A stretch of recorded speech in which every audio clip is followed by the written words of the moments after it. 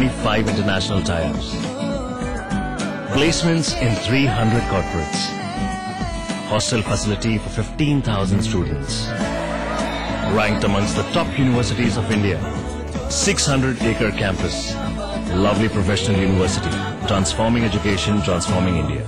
State team का youngest 12th man हूँ boss, मजाक थोड़ी ना है। तुम ना थोड़ी प्यास बढ़ाओ, थोड़ा पसीना बहाओ, थोड़ा डेडिकेशन दिखाओ, थोड़ी और प्यास बढ़ाओ। अरे कंचों की प्रैक्टिस काम में लाओ और जल्दी आउट हो जाओ तो रनर बन के मैच जिताओ। फिर जो प्यास लगेगी वो लिम्का से बुझेगी। प्यास बढ़ाओ, लिम्का।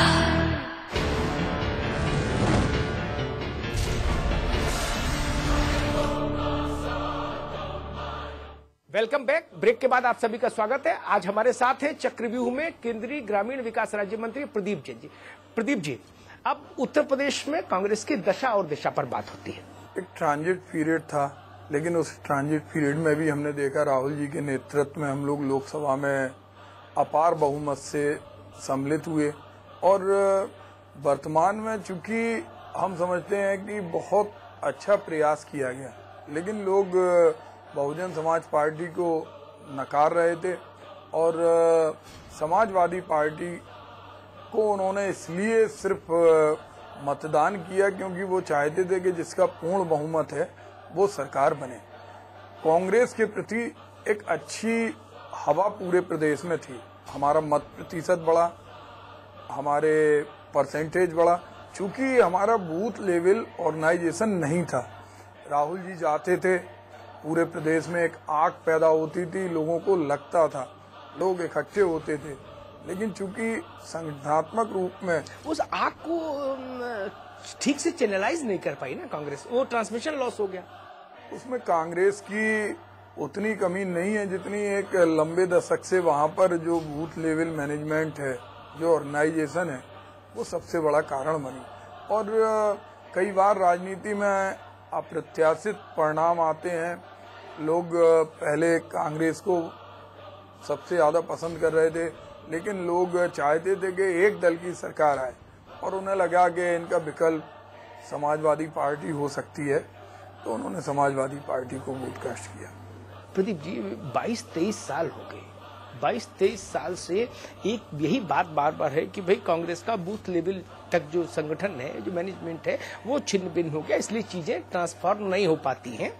तो आपको नहीं लगता कि 2 दशक से ज्यादा का वक्त हो गया कांग्रेस, जो उसका मैं कहूँ नेहरू जी का प्रदेश, इंदिरा जी का प्रदेश, राहुल जी, सोनिया जी की कंस्टिट्यूंसी वहाँ कांग्रेस 2.5 दशक से लगभग बाहर है।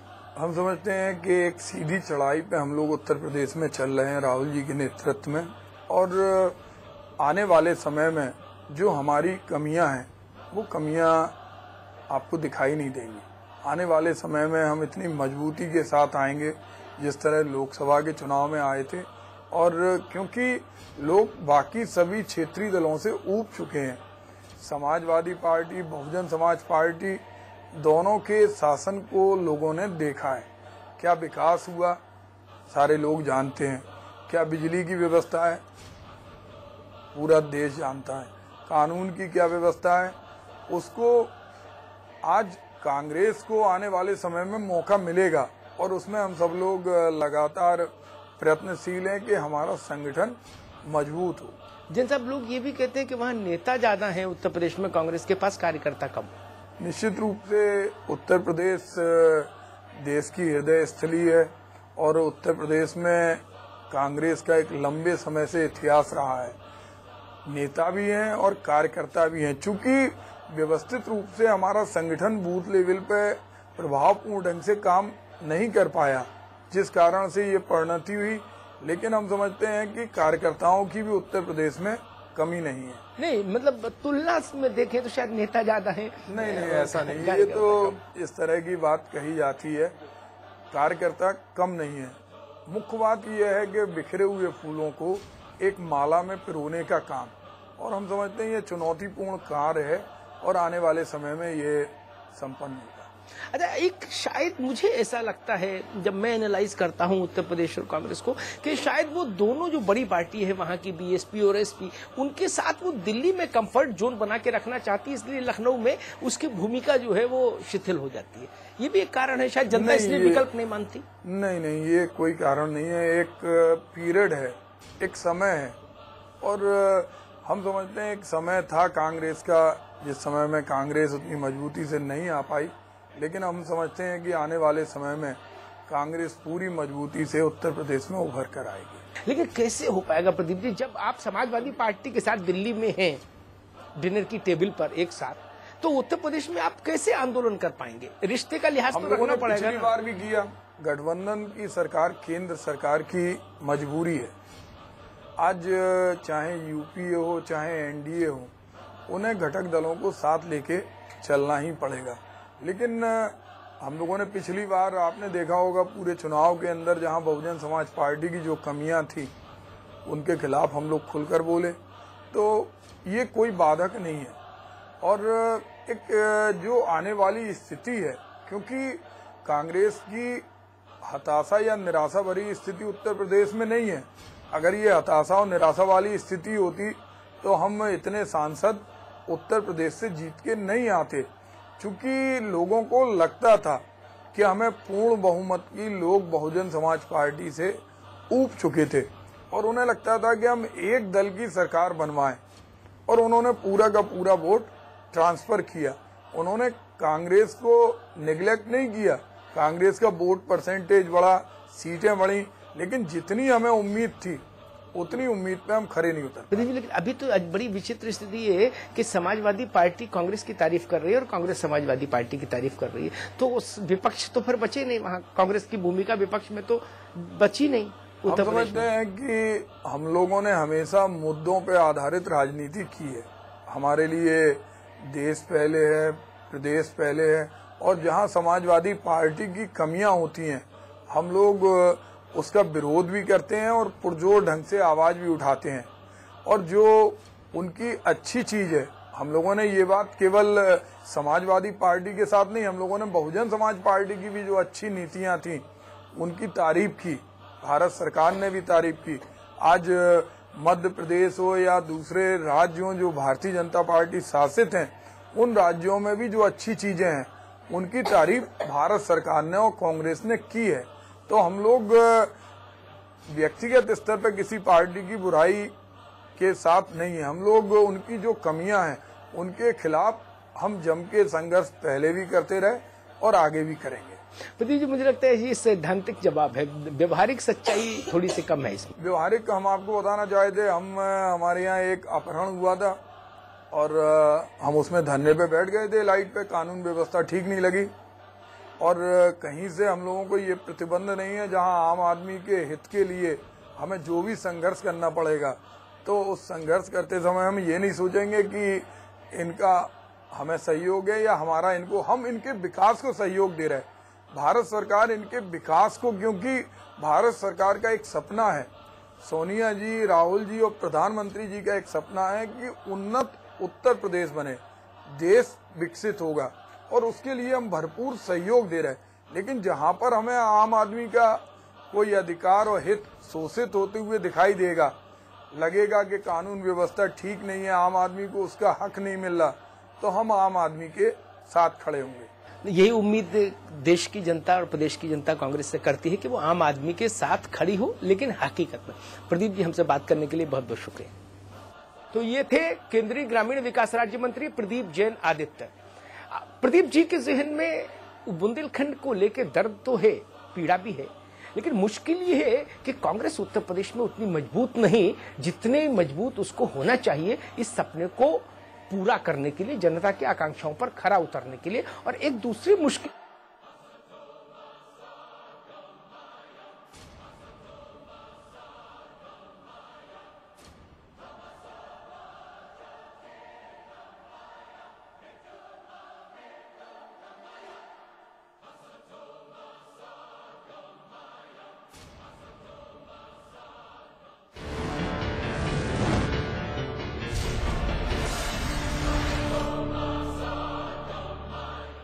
एक परफेक्ट इंजीनियर बनने से पहले, स्टॉक मार्केट में अपनी जगह बनाने से पहले, सॉफ्टवेयर प्रोफेशनल बनने से पहले, एक मल्टीनेशनल ग्रुप का सीईओ बनने से पहले, मार्केट के उतार चढ़ाव को समझा, मैनेजमेंट के कॉन्सेप्ट्स को समझा, एक परफेक्ट स्टूडेंट बना। मैंने डिग्री हासिल की। आई स्टडीड एट क्वांटम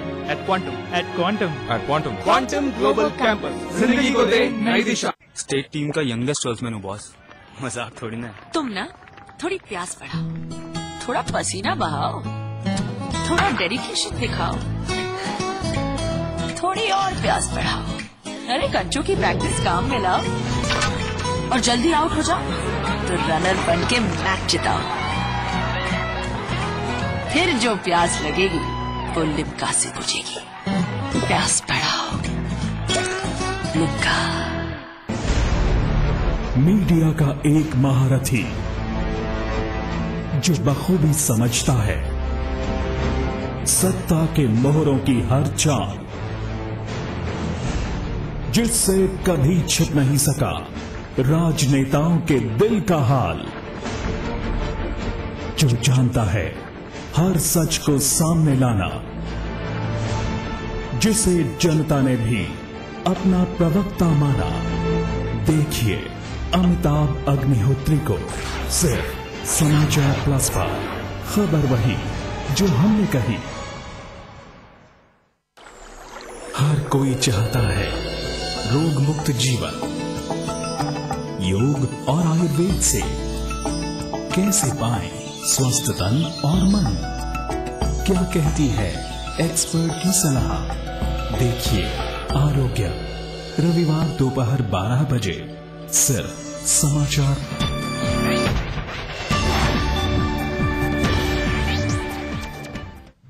नमस्कार, स्वागत है आपका। मैं हूं अनुज श्रीवास्तव और मैं गायत्री शर्मा। फटाफट खबरों के सिलसिले को शुरू करेंगे, लेकिन उससे पहले डाल लेते हैं एक नजर इस वक्त की बड़ी खबर पर।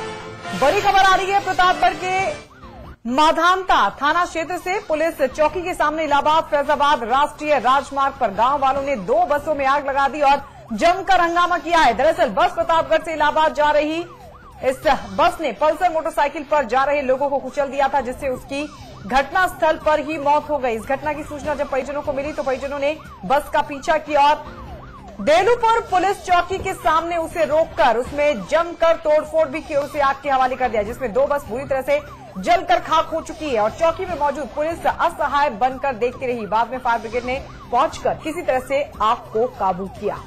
तो इस वक्त की अहम खबर हम आपको बता रहे प्रतापगढ़ से आ रही है। बस ने बाइक को टक्कर मार दी और उसमें एक्सीडेंट हुआ। उसके बाद गांव वालों का गुस्सा फूट पड़ा। गांव वालों ने बस को आग के हवाले कर दिया।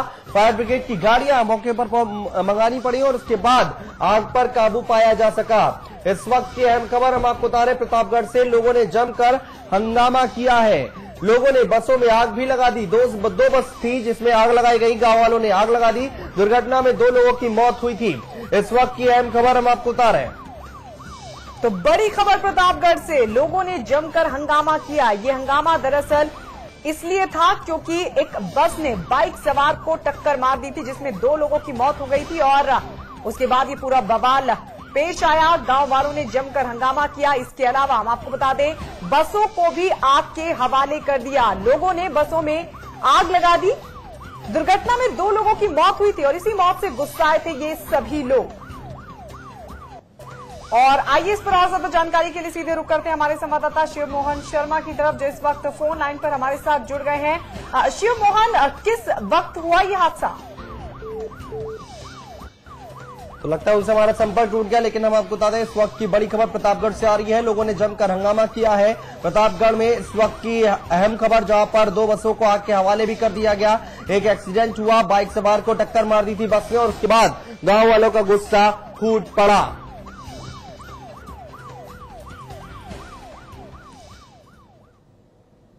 और खबरों में आगे बढ़े उससे पहले आपको बता दें इस वक्त एक और अहम खबर आ रही है। इस वक्त की एक बड़ी खबर हम आपको बता दें। मिस चाइना वेंजिया यू ने मिस वर्ल्ड 2012 का खिताब जीत लिया है। वहीं दूसरे नंबर पर मिस वेल्स और तीसरे नंबर पर मिस ऑस्ट्रेलिया रही। उन्हें चीन के ऑटो स्टेडियम में पूर्व मिस वर्ल्ड इवियान सार्कोस ने मिस वर्ल्ड 2012 का ताज पहनाया। वहीं भारतीय सुंदरी वान्या मिश्रा मिस वर्ल्ड के ताज के करीब पहुंचने के बावजूद हार गई। टॉप 15 में जगह बनाने के बाद वान्या टॉप 7 में भी जगह बनाने में कामयाब रही।